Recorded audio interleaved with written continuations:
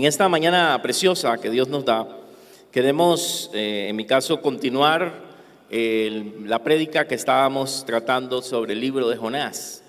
Si usted no vino, bueno, creo que la han subido a YouTube, ahí se puede encontrar. Ahí nos busca con el nombre de la iglesia, Centro Bíblico, y ahí puede encontrar las predicaciones. Jonás capítulo 4. He titulado este mensaje Sombrillas rotas. Sombrillas rotas.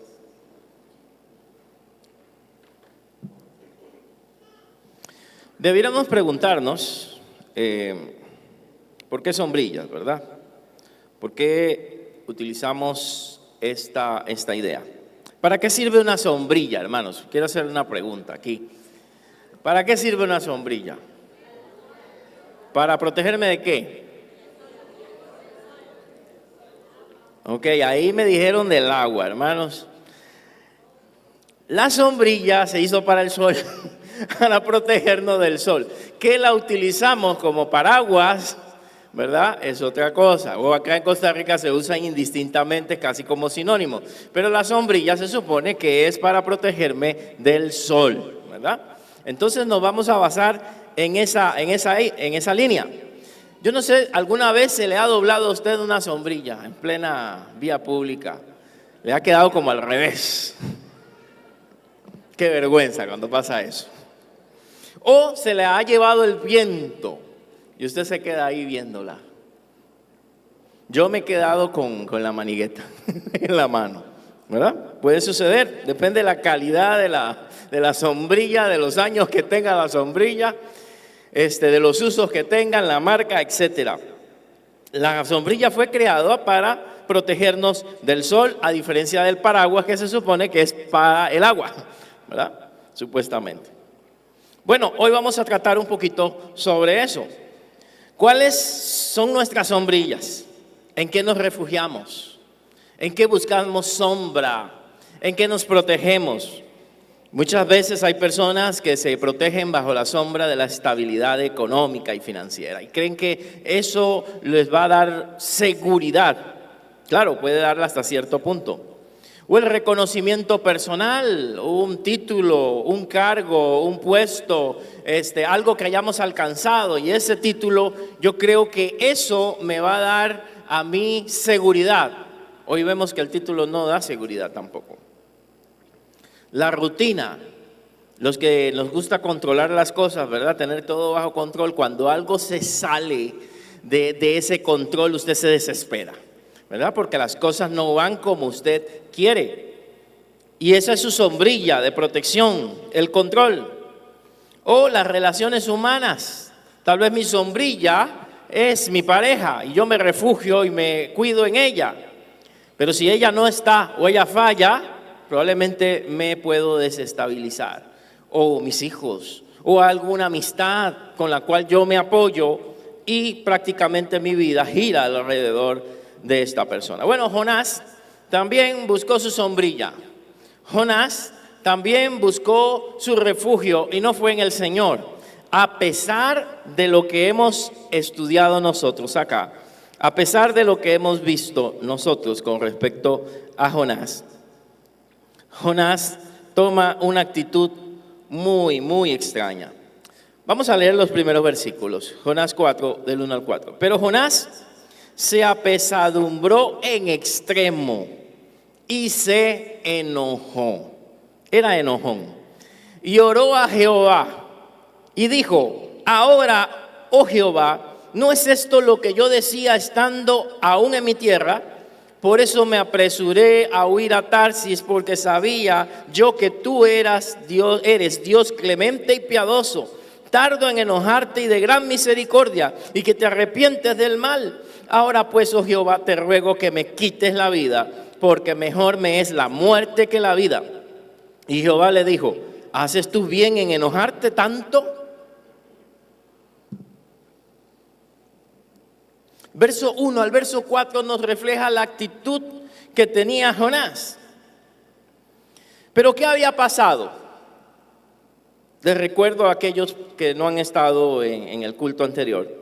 En el capítulo 3, principalmente el versículo 10, Dios se arrepintió del mal que haría sobre la ciudad de Nínive. Había mandado a Jonás a predicar a Nínive para que esta ciudad anunciarle el juicio de Dios. Jonás había ido en lado contrario, se había ido en una dirección contraria, se había rebelado, había tomado una nave, y en esa nave vinieron unas tempestades alrededor de esta nave que hizo que los marineros preguntaran qué estaba pasando y le preguntaron a él por qué seguía durmiendo. Al final echaron suertes y se dieron cuenta que el salao era Jonás, que Jonás era el que había traído, por así decirlo, toda esa tempestad. Ellos lucharon por salvar la nave, lucharon para no tirar a Jonás en las aguas, pero Jonás dijo, tírenme y el mar se aquietará. Al final tuvieron que hacerlo y lo tiraron al mar. Y Dios había preparado algo, subraya la palabra preparar. ¿Qué había preparado? Una gran ballena. El texto me dice que un gran pez se come, no se lo come, se traga, es la palabra correcta, a Jonás. Y ahí en ese pez que Dios había preparado para él, no sé, hubo una mutación genética en los peces y ese pez creció más, no sé qué Dios permitió para que ese pez se hiciera grandísimo, una sardina tal vez gigantesca.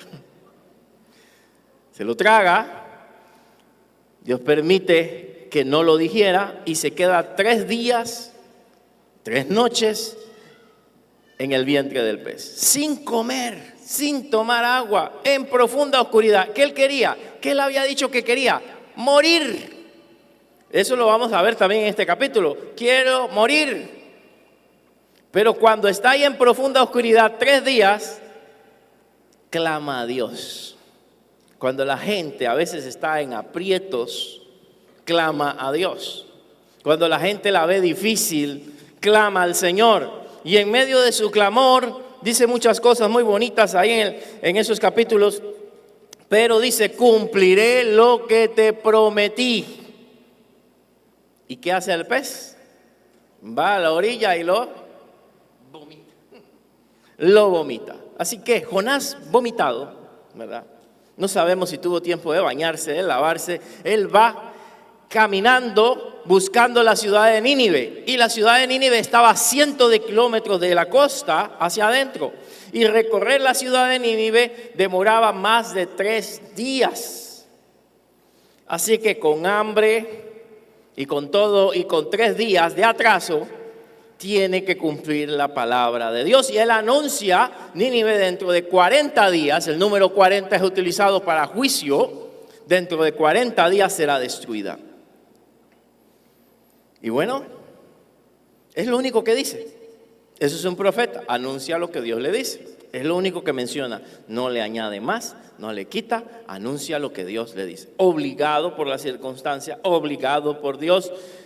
Amados, y antes de pasar a esto, no esperes que Dios prepare un pez y te vomite para que tengas que hacer su voluntad. No lo esperes. Vayamos a las buenas a hacer la voluntad de Dios. No esperemos que se levante una tempestad y todos los que estén a nuestro alrededor tengan que sufrir para que podamos hacer la voluntad de Dios. Vayamos a la buena, vayamos a la primera. Dice la Escritura que Jehová habló por segunda vez. Y hablamos que la segunda vez son segundas oportunidades. Y Dios le dio una segunda oportunidad a Jonás. Yo no sé si aquí hay un Jonás entre nosotros o una Jonasa a la cual el Señor le está dando una segunda oportunidad para obedecer.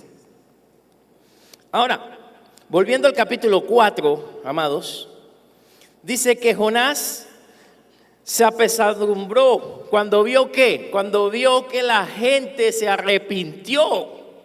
La gente se arrepintió. Hasta el rey convocó ayuno a su manera. Convocó ayuno, hasta los animales ayunaron, hermano. El perro, el gato, Firulais, todo el mundo fue a ayunar. Pobrecitos, ¿verdad? Pero los convocaron a ayunar para que Dios tuviera misericordia de ellos. El mensaje de Jonás no sabemos por qué tuvo tanto efecto siendo un extranjero. Puede ser que Dios utilizara el hecho de que él saliera de la boca de un pez y ellos respetaban a los peces, y puede ser que eso le llamara la atención. Puede ser que la gente se corrió la voz de lo que había pasado con Jonás, cómo Dios había tratado con él y les dio miedo lo que Dios podía hacerles a ellos. Algo sucedió que el texto no nos indica, pero la prédica de Jonás dio efecto. ¿Qué predicador no quiere que todo el mundo se convierta cuando predica? ¿Qué predicador no le gustaría que todo el mundo responda cuando se hace un llamado? Pero Jonás era un predicador raro. Estaba obedeciendo a Dios a la fuerza. Se supone que ya se había arreglado en el capítulo 3 con Dios. Se supone que ya estaba obedeciéndolo, pero se enojó porque las personas se arrepintieron. ¿Y por qué? Qué bárbaro, Jonás. Jonás, recuérdese que puede significar paloma. Y como lo dije de broma, no era una mansa paloma. Era todo lo contrario. Jonás estaba probablemente profetizando en el periodo de unos reyes bastante, Jeroboam II, si no me equivoco, bastantes extraños, y donde el pueblo de Israel se había apartado de Dios, estaba en la opulencia, estaba en la prosperidad y su corazón se estaba alejando de Dios. Pero Nínive era una nación que estaba atacando a Israel, que Dios estaba utilizando para atacar a Israel, para que Israel despertara y volviera a Dios. Perdón, a los asirios principalmente. Y ellos eran muy crueles, muy crueles. Jonás era muy nacionalista y no quería el perdón para una nación que estaba haciéndole daño a los suyos. ¿Quién va a perdonar a alguien que le hace daño a su familia, humanamente? ¿Quién va a estar feliz con alguien que le hace daño a tus hijos, que le hace daño a tu cónyuge? Pongámonos en los zapatos de este hombre. Él humanamente no podía perdonar eso, así que él esperaba que Dios castigara a esa nación, y ve que más bien la prédica funcionó para que se arrepintieran. Y él dice, ya va esto mal. ¿Y por qué va mal? Él lo dice acá. Y oró a Jehová, verso 2, y dijo, ahora, oh Jehová, ¿no es esto lo que yo decía? Estando aún en mi tierra, yo decía esto. Por eso me apresuré a huir a Tarsis, buscando el sector de España, cerca de España, porque sabía que tú eras Dios clemente y piadoso, tardo en enojarte y de grande misericordia, y que te arrepientes del mal. Yo sabía que los podías perdonar, por eso no quería ir. Por eso no quería ir, porque él quería juicio para ellos. Él quería castigo para ellos. Los que hemos estado llegando los miércoles a estudiar el libro de Hechos, nos damos cuenta que los apóstoles le predicaron a los mismos que crucificaron a Jesús. Tuvieron varias oportunidades de predicarles y presentarles el evangelio a ellos. Hasta el apóstol Pablo más adelante también tendrá esa oportunidad. El evangelio, la salvación, no se le puede negar a nadie, aunque a nosotros no nos guste, porque Dios es misericordioso. El carácter de Dios es de misericordia en el verso 2. En el verso 3, este hombre que conoce cómo es Dios, que es más misericordioso que castigador, dice, ahora pues, oh Jehová, te ruego que me quites la vida, porque mejor es la muerte que la vida. O sea, vea esa actitud de un hombre de Dios. Creo que me mates, que me lleves. No estoy de acuerdo con lo que estás haciendo. Y tal vez usted no llegue a estos niveles de este profeta, pero ¿cuántas veces nosotros no estamos de acuerdo con lo que Dios hace o permite en nuestra vida? Y le decimos, ¿qué estás haciendo? ¿Qué es esto? ¿Por qué estás bendiciendo a una persona tan mala? ¿Por qué esta persona ahora dice que está buscando de Dios con todo lo que hizo? Y nos ponemos a juzgar a las personas. Nos ponemos a juzgar quién merece o no merece la salvación, quién merece la gracia y quién no la merece. Ese no es nuestro papel. De Dios es el juicio, es la venganza, no de nosotros. Así que Él se enoja y se molesta mucho, dice la Escritura, y pide que le quite la vida. Otra vez. Usted se imagina que Dios nos conceda todas nuestras oraciones. A veces decimos cosas que nada que ver. Y este es un caso donde Él está pidiendo algo que está fuera de la voluntad de Dios. ¿Cuántas veces has pedido para que el juicio de Dios llegue sobre tal persona? Señor, yo te entrego a fulano para que lo zarandees, para que venga el juicio de Dios sobre esa vida, porque es muy malo. Porque esa persona es mala. Castígalo. Y después al final decimos, para que se arrepienta. Mentiras. Mentiras, hermano. Queremos el juicio. Queremos que esa persona sufra por lo que me hizo. Jesús nos enseñó algo muy distinto. Orad por vuestros enemigos, por los que los difaman, por los que les hacen daño. Claro, Jonás no tiene ese amor que tiene Dios. Jonás no tiene el Espíritu Santo que tiene usted en su corazón. Así que para él es más difícil. Pero sea como sea, es un siervo de Dios. Dios le hace una pregunta. Vea el verso 4.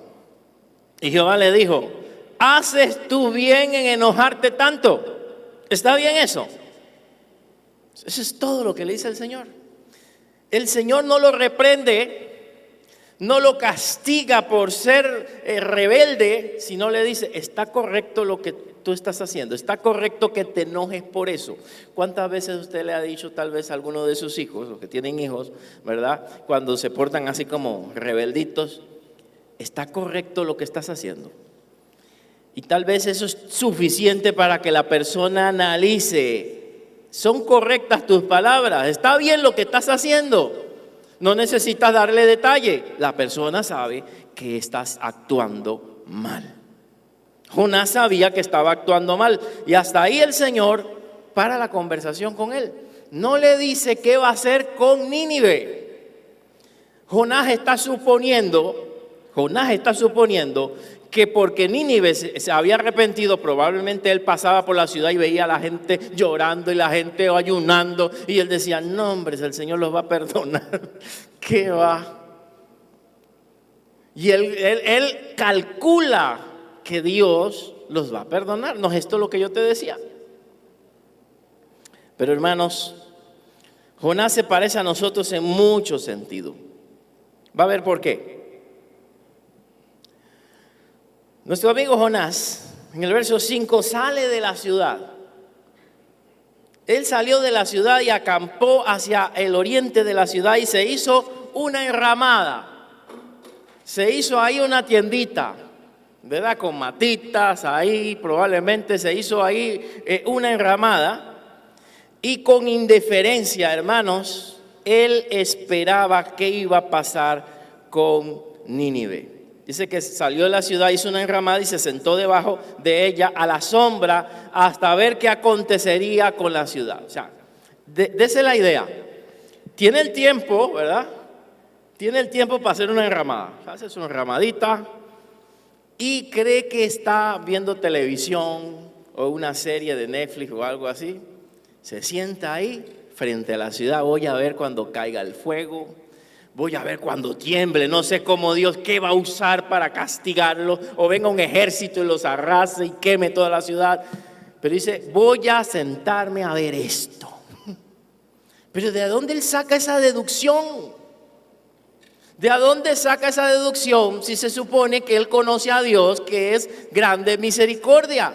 ¿Sabe de dónde? Del que había hecho una oración. De que él cree que por su oración iba a manipular a Dios y Dios iba a hacer lo que él quería. Porque él dice, si no haces esto, prefiero la muerte. ¿Cuántas oraciones nuestras a Dios se vuelven manipuladoras? Y algunas Dios en su gracia nos las concede. Y estamos contentos dando testimonio, ¿verdad? De lo que Dios hizo. Pero estábamos tratando de manipular a Dios. Si tú haces esto, yo te sirvo. ¿Cuántos decimos eso?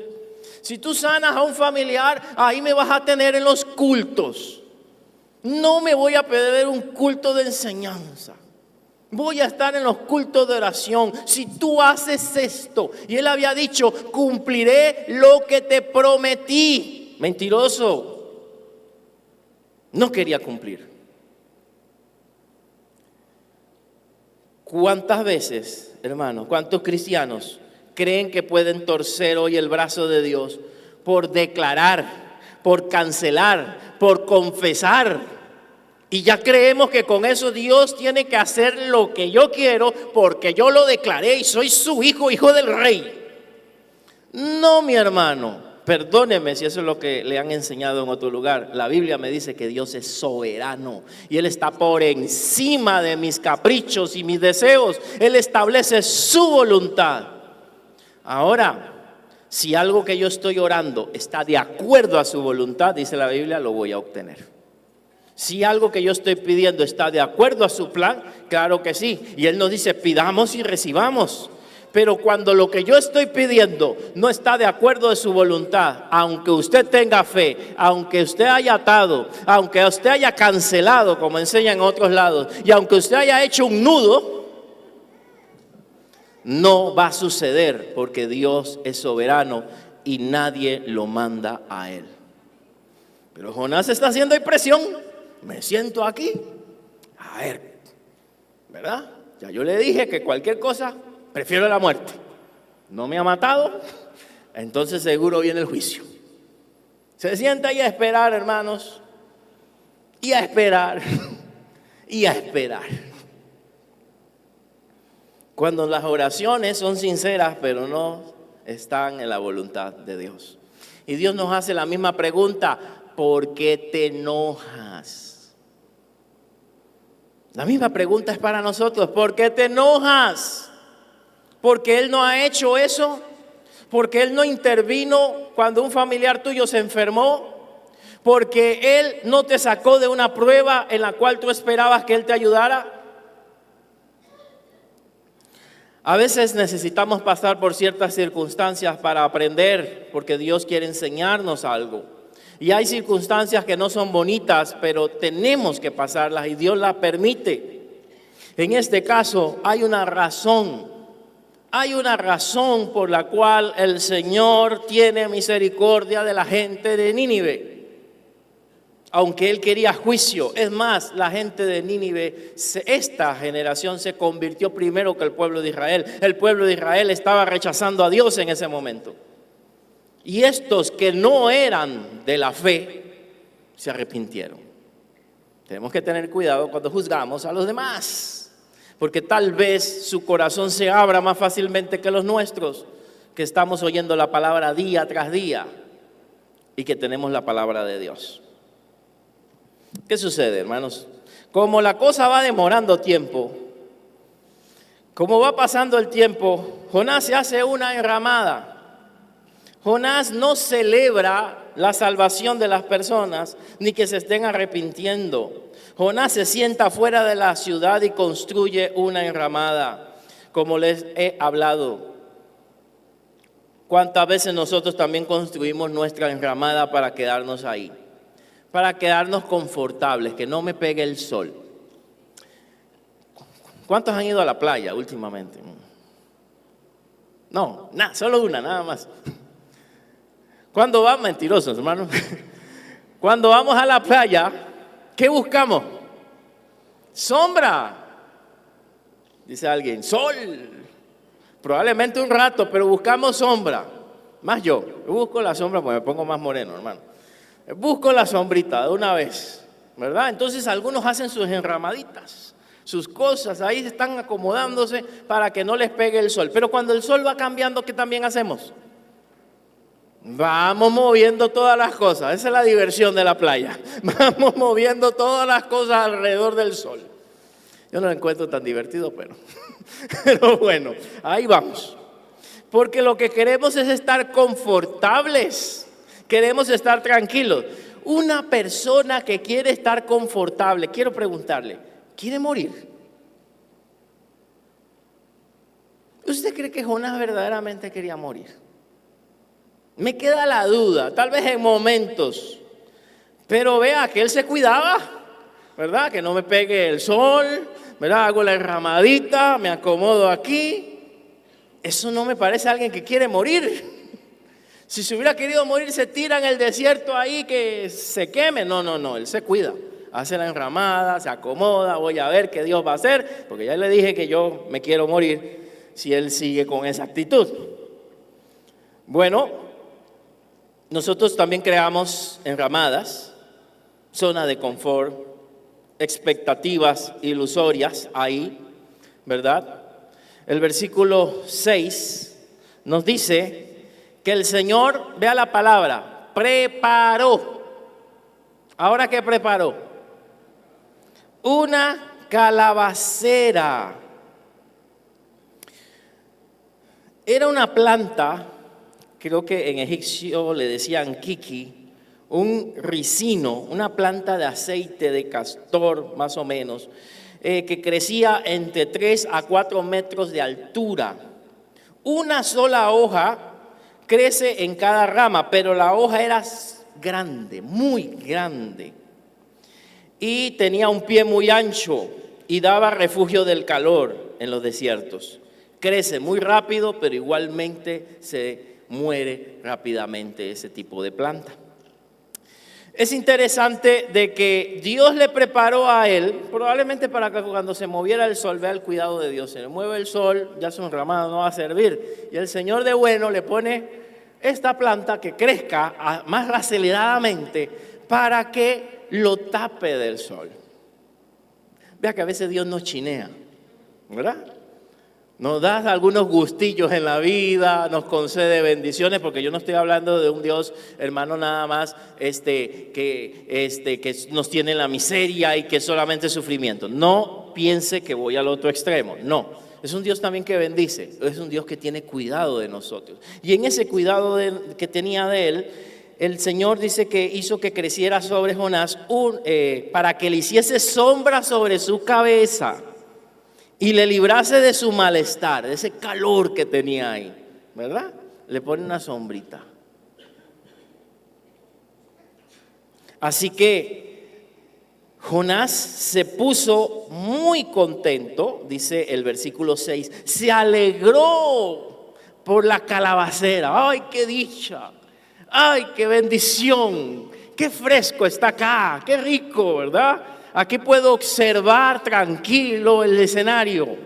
Todavía tenía fe de que Dios eliminara a esa gente. ¿Cuántas veces disfrutamos de las bendiciones de Dios, pero estamos enojados con Dios?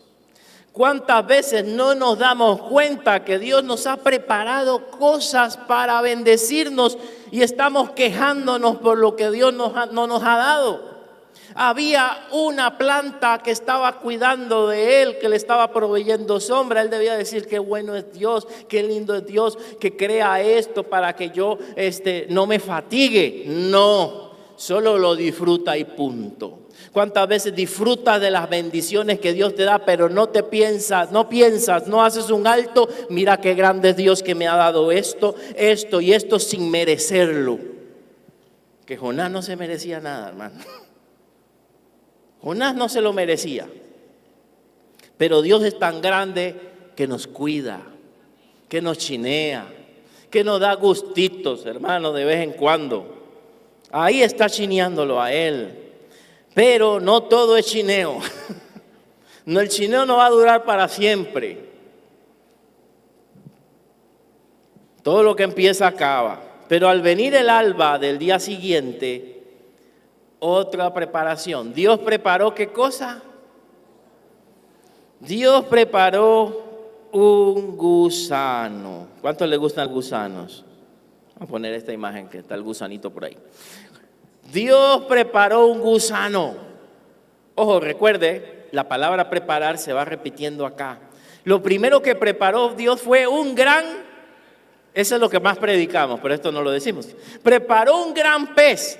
Del gran pez a la planta de la calabacera, y después pasó a un gusano, de un gran pez a un gusano. Dios hace cosas grandes, como también se manifiesta en cosas pequeñas. Y a veces damos gloria a Dios por las cosas grandes, pero no por las pequeñas que hacen nuestra vida. El que usted respire, el que usted tenga vida, el que usted tenga salud, son cosas para nosotros pequeñas, pero son milagros de Dios, día tras día, y deberíamos darle gracias. Pero no lo vemos tan común, solo valoramos la salud cuando no la tenemos. Ahí es donde decimos, qué tremendo es estar saludable, ¿verdad? Cuando nos hace falta algo, el apóstol Pablo decía, teniendo sustento y abrigo, estemos contentos con esto. Tu casa no es tan linda, pero tienes donde meterte, ¿verdad? Abre la refrigeradora y solo hay botellas, pero tienes la refri. No, son bromas. Dios te provee algo. Dios te provee de alguna manera. Te bendice de alguna manera. Solo arroz con huevo, la proteína que tiene el huevo, hermano, ¿verdad? Barato no tanto, ¿verdad? A veces está arriba, a veces está abajo, pero bueno. Pero no te puedes comer probablemente una chuleta, hay una carne, no me sé los nombres, Ariel es el que sabe esos nombres, esas carnes así finas, ¿verdad? Una carne ahí rara, de esas finoles. Pero tenés un huevo, gracias a Dios que podés comer proteína. Pero no solo esto. ¿Qué decía el pueblo de Israel? Solo este maná es lo que nos das. Pero parece que el maná tenía las propiedades que ellos necesitaban para no engordarse y caminar en el desierto. Pero ellos querían las chuletas, los cerdos y un montón de cosas, ¿verdad? Que probablemente los iba a matar rápidamente. Qué rico una chuletita, pero el Señor prepara un gusano, algo insignificante. Tal vez no habían gusanos ahí en ese desierto, pero Dios hizo que saliera un gusano. Y el gusano que le gustara comerse esa planta. Específico el insecto para esa planta. Dios preparó un gusano el cual hirió la calabacera y la secó. Probablemente se la comió en la base y comenzó a secarse. ¿Qué gusanos Dios ha permitido, hermanos, para que toquen nuestro confort? Porque nos hemos acomodado en la bendición de Dios y no queremos hacer nada. Porque nos hemos acomodado en la casa que Dios nos dio, en el trabajo que Dios nos dio, en el conocimiento que Dios nos dio, en la profesión que Dios nos dio. Pero cuando Él pide, sírveme, es que no puedo. Tengo que cuidar la casa. Firulai se queda solo, ¿verdad? Entonces la bendición ya no es bendición, porque me tiene a mí demasiado confortable. ¿Y qué hace Dios cuando la bendición ya me tiene muy quedito? Ya era hora que Jonás se moviera, que siguiera su trabajo y su camino, pero él estaba muy quedito ahí descansando con la calabacera y su enramada. Sí, la bendición era un momentito, pero no, ya es hora de levantarse. Le manda el gusano para que le coma su bendición. Uy, qué duro está esto. Cuando estamos muy cómodos, el gusano nos come la bendición que nos daba comodidad. Y ahí, ni aunque reprendas al diablo, hermano, porque el gusano lo creó Dios. Entiéndalo. Jonás no podía echar fuera los espíritus que se comían la planta. No podía atarlos ni nada, porque el gusano, aunque nos suene feo, lo creó Dios en ese momento, para él, para darle una lección a él, para darle una lección de vida.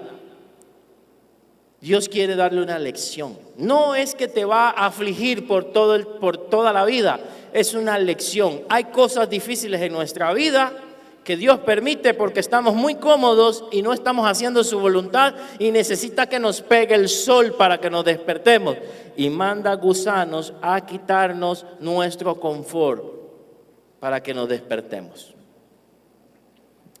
Eso fue lo que sucedió con nuestro amigo Jonás.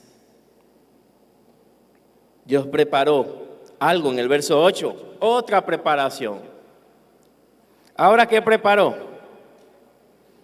Al salir el sol preparó un viento solano, o sea, un viento caliente, esos guanacastecos, ¿verdad?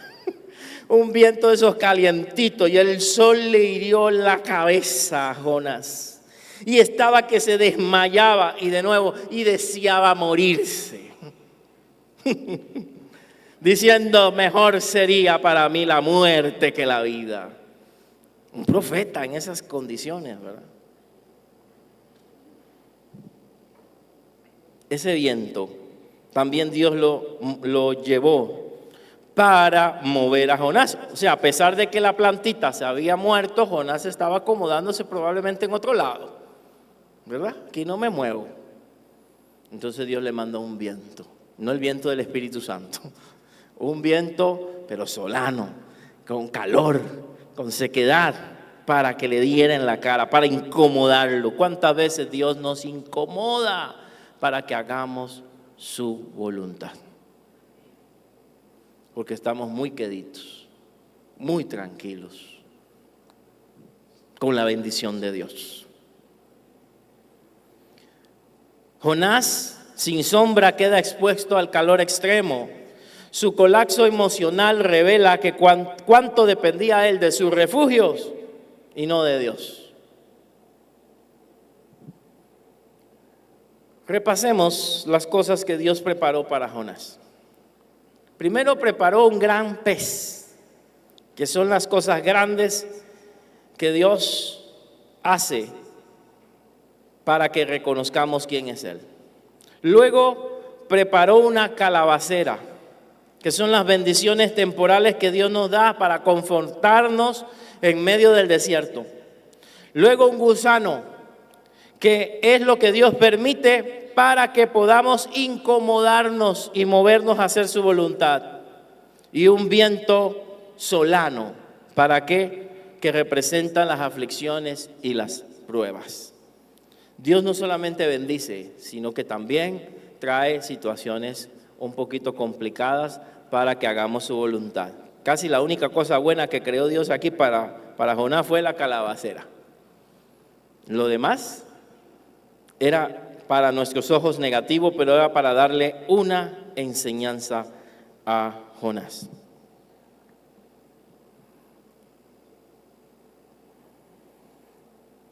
¿Celebramos la sombra o a Dios? Solo las bendiciones sin gratitud, la comodidad sobre el propósito de Dios, la calabacera del confort. Deberíamos examinar nuestro corazón, porque solo estamos con Dios entonces cuando Él nos da cosas, cuando Él nos mantiene bien. Pero cuando hay una situación difícil comenzamos a ser como Jonás, a quejarnos y a renegar. ¿Dónde está tu paz? El gozo de Jonás dependía de la sombra, no del Señor, de su construcción humana, de su tienda que había construido ahí. Esto me recuerda mucho a los discípulos, cuando en una ocasión el Señor se transfigura, ¿verdad? ¿No se recuerdan? Se transfigura, cambia su rostro, y Pedro del susto comienza a decir: Señor, hacemos enramadas y nos quedamos aquí, bajo tu gloria ahí. O sea, querían quedarse estancados, no movilizarse. Vamos a la última parte, verso 9. Entonces dijo Dios a Jonás: ¿tanto te enojas por la calabacera? Él estaba bravo por la mata. ¿Cuántos aman las plantas aquí? Personas que aman las plantitas, y me movieron la mata. ¿Y quién fue ese, verdad? ¿Quién tocó esta mata? Le falta una hoja. Parece que de alguna forma nuestro amigo le gustaba las plantas, y más esa que le brindaba confort. Y le dice: ¿tanto te enojas por la calabacera? Él respondió: mucho me enojo y hasta la muerte. Oiga, como un chiquito, hasta la muerte me enojo. Y dijo Jehová: ¿tuviste tu lástima de la calabacera en la cual no trabajaste, ni tú la hiciste crecer, que en espacio de una noche nació y en espacio de otra noche pereció? ¿Te importaba más una planta que creció y al otro día ya estaba muerta? que no dura mucho, por lo que estudié, no vive mucho. Te dio lástima esa planta. Y yo no tendré piedad de Nínive, aquella gran ciudad donde hay más de 120,000 personas que no saben discernir entre su mano derecha y su mano izquierda.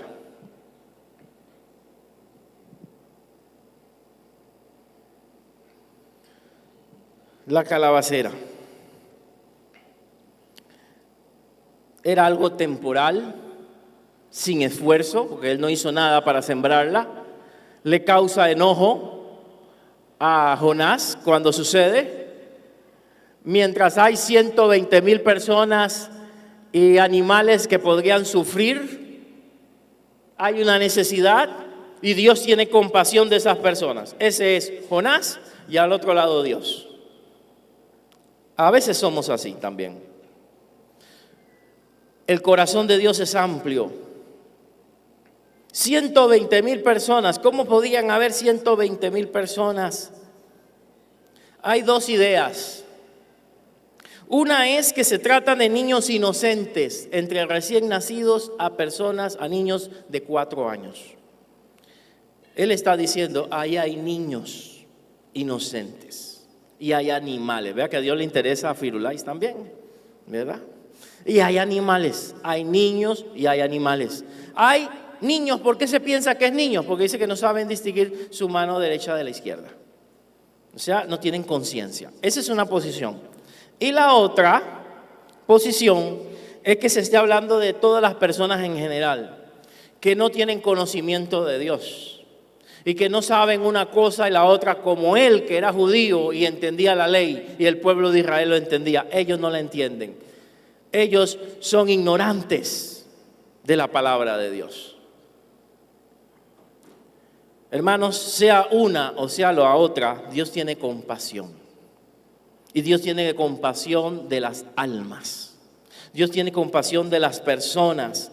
¿Qué nos importa más a nosotros? A veces nos importa más nuestra comodidad que la salvación de la gente. Nos importa más nosotros que lo que Dios quiere hacer. Quiero concluir diciendo que no te acerques a Dios en oración solamente enojado, para reclamos. No te aferres a tu calabacera, a lo que te brinda comodidad. Ten un corazón compasivo como el Padre que tiene compasión por las almas. Y entiende que si no obedecemos, Dios permite cosas. Hay cosas que Dios prepara, tanto para bendecirnos, hermanos, como también para movernos de la comodidad. Amados, ¿qué pasó con Jonás aquí? Y ahora sí cierro con esto. ¿Qué le sucedió a Jonás? ¿Sabe alguien? El texto no lo dice. Son de esas películas que te dejan así, terminan así, listo. Y usted, ¿y qué pasó?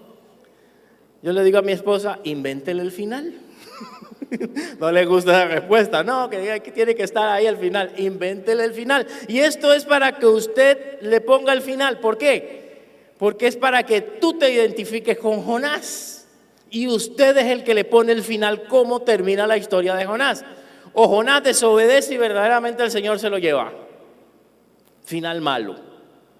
O final bueno. Jonás aprende la lección y se vuelve un siervo obediente. ¿Cuál quieres tú si estás enojado con Dios? Si estás viviendo una vida de confort, que sea el final de tu historia. ¿Cuál es el final que le pondrías a esta historia? Usted es el que se lo pone. Tiene la oportunidad hoy de decidir cuál va a ser el final. ¿Voy a ser obediente o voy a ser desobediente? ¿Me voy con el Señor o me quedo aquí a servirle al Señor hasta que Él lo pida, hasta que Él quiera? Amados, concluyo diciéndoles de que nosotros no podemos ser como Jonás, insensibles ante la necesidad que hay afuera. Este mes, el 30, continuamos con nuestro proyecto evangelístico de campaña evangelística, el último domingo de este mes. Y vamos a invitar a un predicador que es evangelista, que ha trabajado en esta área, para que él exponga ahí la palabra. Y si no él, me toca a mí, ¿verdad? Pero ese día vamos a enfocarnos como el mes pasado, vamos a invitar personas, vamos a hacer invitaciones, vamos a orar en los servicios de oración que nos quedan o que vienen. Vamos a orar enfocándonos principalmente en el tema de las almas, para que ese día el Señor se pueda glorificar en las visitas. ¿Y cuál es el único trabajo que usted tiene que hacer? Invitar personas y orar. Tengo dos: orar para que Dios se manifieste e invitar personas. Y ojalá en un tiempo futuro, muy cercano, hermanos, tengamos que pensar en otro servicio, en otro espacio, porque no vamos a caber. Dios puede hacerlo conforme a su voluntad, conforme a su gracia. Más trabajo, sí, pero ahí el Señor nos ayudará. Pero depende de nosotros. Invite personas, hable del Señor, invítelas a esa actividad. Próximamente los hermanos van a estar explicando bien lo que se va a estar haciendo, pero quiero dejarle ese reto hoy. Oramos. Dios, queremos darte gracias. Gracias porque tú eres un Dios misericordioso, donde tal vez alguno de nosotros o nosotros todos merecíamos juicio, pero nos has dado de tu gracia y de tu misericordia. Gracias por tu amor inexplicable. Pero se nos olvida que también tú quieres salvar a otras personas, que también tú quieres salvar a mis amigos, a mis vecinos, a mis familiares, que también ellos merecen la oportunidad que yo tuve de encontrarme contigo. Señor, ayúdanos para que no seamos insensibles y oremos por la salvación, aún de los que nos han hecho daño, aún de aquellos que nos procuran el mal. Que no seamos como Jonás, sino que seamos como Esteban, quien oró por sus enemigos aún al final en su muerte. Que seamos como Jesús, quien oró por sus enemigos, y que estoy seguro que esas oraciones llegaron al trono de la gracia e hicieron que personas como Pedro pudieran arrepentirse posteriormente. Pablo. Padre, en esta hora, ayúdanos a hacer tu voluntad. Y si alguien de los que está acá está siendo rebelde a tu llamado, ablanda su corazón a la primera, que no tenga que esperar un pez, que no tenga que esperar un viento solano y que no tenga que esperar un gusano que robe sus bendiciones. Que podamos obedecer lo que tú quieres que hagamos. Y perdónanos cuando te hemos dicho que no. Y perdónanos cuando nos enojamos contigo porque no entendemos lo que estás haciendo. Ayúdanos en tu soberanía a aceptar tu voluntad. No sé si hay alguien acá que se siente como Jonás. Puedes ahí levantar tu mano. Todo lo demás con la cabeza agachada. No es pecado, somos humanos, fallamos. Yo te pido por esas manos levantadas en este momento, por esas personas que reconocen que en alguna parte de este mensaje ellos han hecho como Jonás, han hecho su voluntad y no la tuya, o están enojados contigo por algo. Te pido en el nombre de Jesús que le dé la sabiduría para salir de esta actitud y para encaminarse correctamente.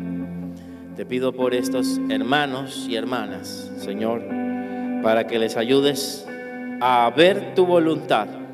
Y mi Dios, que en tu gracia les perdones y les vuelvas a levantar, le des una segunda oportunidad, porque sé que tú das oportunidades a los tuyos y establezcas tu propósito con ellos. Yo los bendigo en el nombre de Jesús. Y si su corazón está lastimado por algo, que tú le des paz y los sanes, sane su corazón, para que ellos puedan hacer tu voluntad y convertirse en esos siervos tuyos que tú quieres levantar en este lugar. Te doy gracias en el poderoso nombre de Cristo Jesús. Amén, amén. ¿Qué tal si damos un aplauso a nuestro Dios?